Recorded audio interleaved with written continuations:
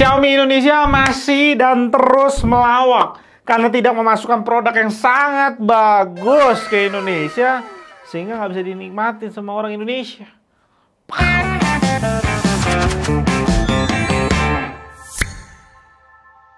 Sebelum nonton video ini, pastiin kalian lihat unboxingnya dulu supaya dapat gambaran lebih jelas untuk monitor gila satu ini. Dengan harganya cuma 3 juta dan kalau lagi promo harganya turun sampai 2,8 juta. Dengan harga kayak gitu ya, kita bisa dapetin monitor 27 inch dengan resolusi 2K. Dan monitor ini langsung jadi monitor termurah di segmen. Saingan yang ada di Indonesia bisa kalian lihat dan bisa dibilang hampir semuanya terbantai secara harga. Dan walaupun termurah, karena kita lagi bahas produk Xiaomi, kualitasnya tetap dijaga. Bisa langsung kita rasain pas kita mainin tiltnya.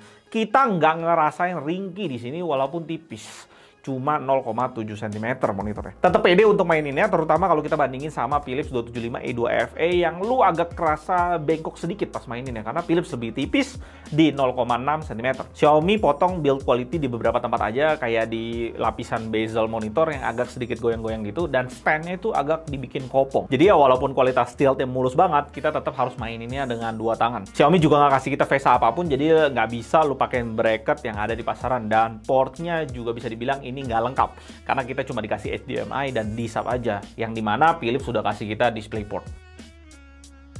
Dan hal yang gua nggak sangka-sangka muncul lagi, Xiaomi klaim panelnya itu cuma 100% sRGB, yang dimana itu bener, dia mendeliver klaimnya, tapi nggak berhenti di sana. Xiaomi di mode defaultnya kasih kita P3 yang tinggi 91%. Wow, dan berarti Xiaomi ini masuk ke kalangan white color gamut monitor. Dan Rec 2020-nya bisa di cover sampai 67% dan ini mengalahkan Philips beberapa persen. Tapi memang Xiaomi nggak ngelimit keluarnya warna di monitor ini, dibiarin lepas aja gitu. Jadi konten yang kalian nonton akan selalu oversaturated dengan delta E sampai 12. Ditambah lagi panelnya nggak terlalu baik secara kalibrasi di pabrik. Unit yang gua dapat cukup didominasi warna biru dan hijau. Akurasi putihnya langsung nggak terlalu rapi gimana dengan delta E 9. Sedikit lebih baik dibanding Philips. Kedua hal itu membuat monitor ini nggak terlalu akurat di palet sRGB. Delta E-nya tembus ke angka 9, sedikit kalah dibanding Philips. Di palet P3 kualitasnya juga nggak gimana akurat. Di 9 delta E, tapi hasil ini lebih akurat dibanding Philips. Dan ketika kita mau buat lebih akurat, kita bisa setting kayak gini, nggak terlalu banyak settingan macam-macam di OS di Xiaomi ini yang ngebuat monitornya tuh gampang diatur. Target kita tuh ke brightness 200 nits. Hasilnya white balance akan lebih rapi untuk ketiga warna dan delta E turun ke 7. Kita bisa dapetin putih yang sedikit lebih natural. Tapi tetap masih dikalibrasi untuk dapetin kualitas yang sempurna. Di sisi kontrasnya ini dia, Xiaomi agak kurang di bagian ini. Cuma 778 banding 1. Dan ini sangat di bawah standar panel IPS yang 1000 banding 1. Dan langsung dikalahin sama Philips di bagian ini. Begitu juga dengan max brightness ya, Xiaomi cuma dapetin 298 nits. Philips lebih unggul sedikit di bagian ini. Dan karena banyak banget dari kalian yang beli Philips 275 E2 FE itu sampai barangnya hilang dari pasaran, ya sekalian nanti gue kasihin setting ya. Cuma kita lihat dulu hasil Philips itu. Secara default dia didominasi banget dengan warna biru dengan CCT average sampai 7700 lebih. Dan ini settingannya yang lo mesti atur, kita targetnya ke 200 nits. Setelah pakai settingan itu kita bisa lihat CCT rata-ratanya langsung turun ke 6900 dan kita langsung dapetin putih yang jauh lebih natural. Dan mungkin sedikit say sorry buat kalian karena data yang gue compare masih campur-campur segmennya. Kedepannya gue akan lebih rapihin lagi buat kalian dan pastinya datanya akan lebih tambah banyak lagi.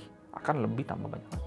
Yes. Dan dengan monitor ini Xiaomi nunjukin ke kita kalau monitor bagus dengan panel yang luas gamutnya nggak perlu mahal-mahal di QHD resolution. Dan monitor ini sangat cocok buat orang-orang yang ngerasa kalau resolusi Full HD sempit ya dan pengen upgrade ke QHD dan nggak pengen keluar duit banyak.